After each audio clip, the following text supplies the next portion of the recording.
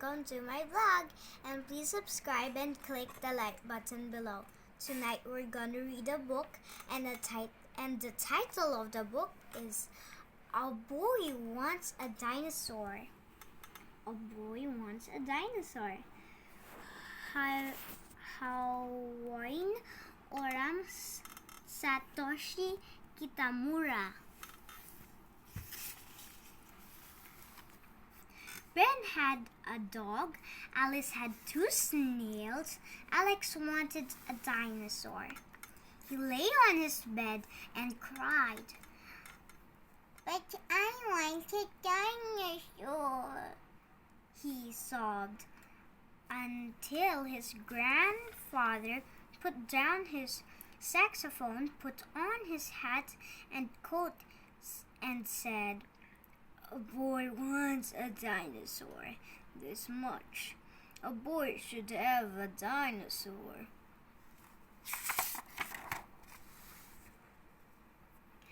And took him to the dinosaur. The dinosaur was big and glassy. It took up most of Ginkgo Street.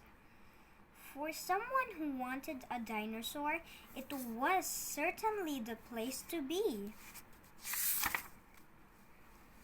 On the first floor were the ground dinosaurs. On the second floor were the young dinosaurs. In the basement, the baby hadrosaurus splashed in the hadrosaurum. On the top floor, the pterosaurus soared in the pterosauri, and on the third floor there was everything you could ever need for a dinosaur. First, Alex thought he wanted a triceratops. Then he thought he wanted a Fabusaur. Then, just as he had almost decided on a Diplodocus, he saw the Masspondylus, and the Masspondylus saw him and came over and rolled on its back and rolled its eyes and licked Alex's hand. "I'll call him Fred," said Alex. "But she's a girl," said his grandfather, reading the sign. "A girl who eats anything meat and plants? Then I'll call her the one who eats everything, but Fred for short." "But Fred for short," said Alex, and they ordered what she would need, put on her collar and lead, and set off for home. When they got home, Alex could not wait to see Fred eat 2 bags of fossils soaked in all the milk in the fridge, 1 drum of dried club moss tree, 3 sacks of pine needles, the washing the neighborhood's zucchini, and a bite out of the next door but one's cat. "Alex, said his mother, "this is really too much." But Alex would not listen. "Not for a dinosaur," he said. "For a dinosaur, it is only a snack."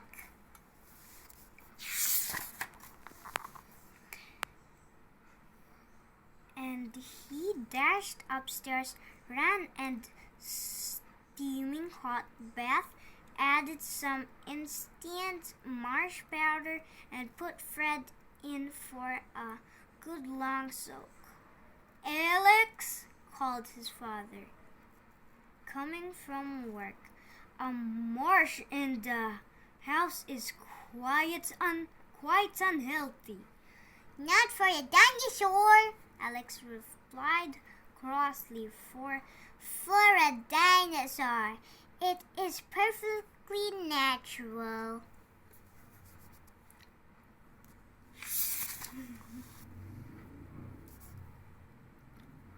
And he sneaked Fred into his room and sang to her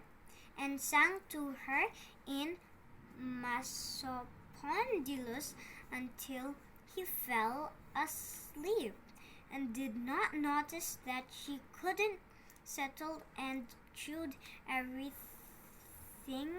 she could find in the dark to comfort her.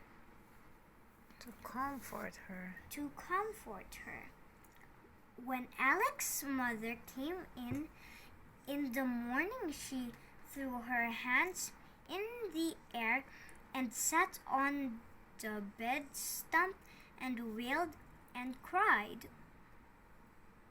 "This is her mother?"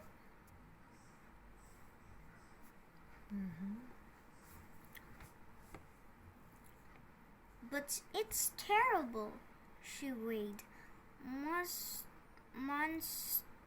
Monstrous and Prehistoric. Not prehistoric. "Not for a dinosaur," Alex explained as faintly as he could. "For a dinosaur, it's much more like home."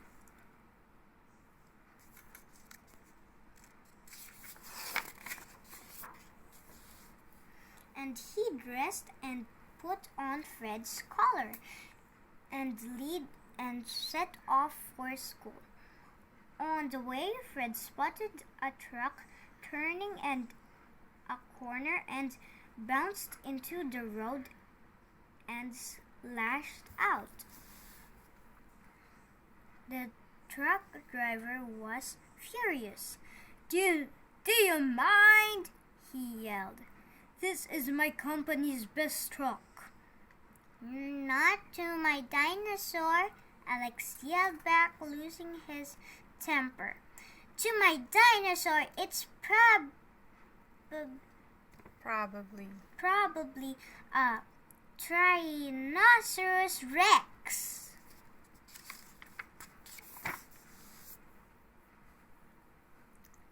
And he dragged Fred away and into school.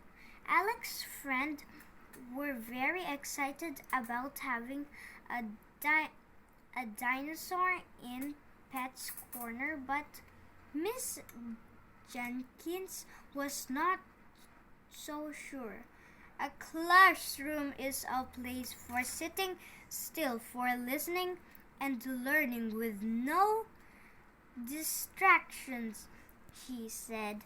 "Not for my dinosaur," said Alex. "This classroom is making her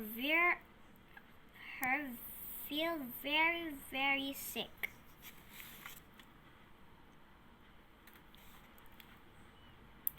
And he ran and got his grandfather, and they took Fred to the vet. The vet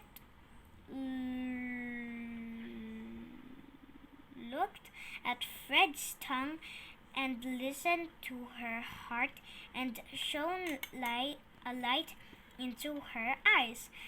He asked about the fight with the truck and x-rayed her for broken bones.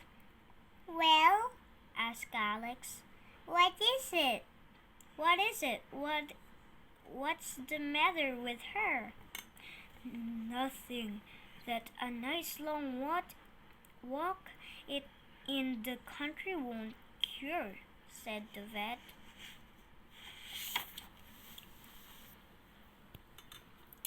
and there amid the fields of sheep and barns of hay, Fred perked up. She gambled and lulled,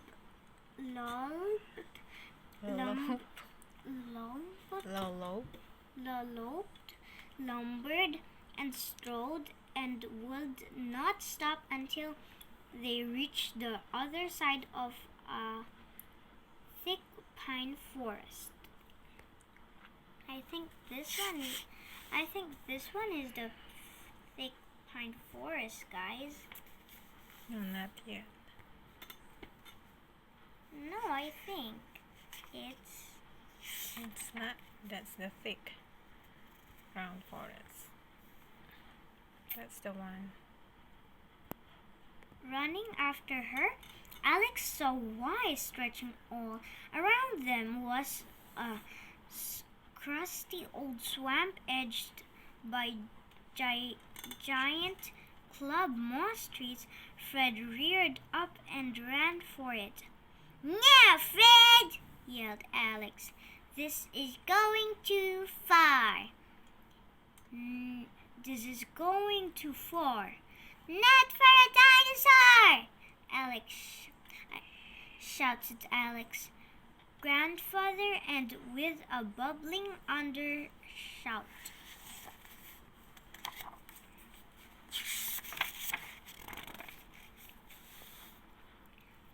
Alex woke up.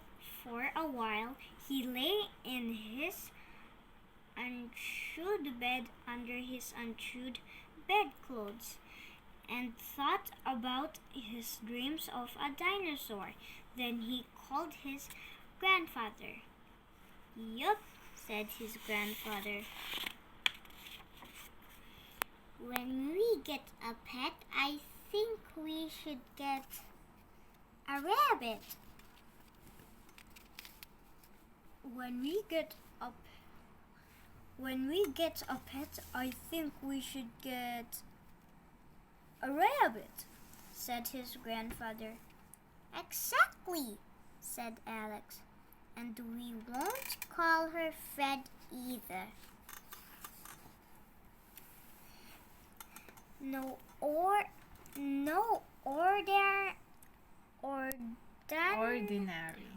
ordinary pet will do for Alex.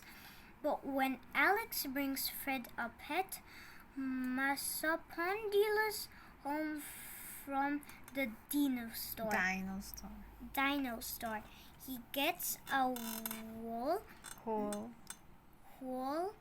lot more than he bargained for. And thank you guys for watching, and please subscribe and click the like button below.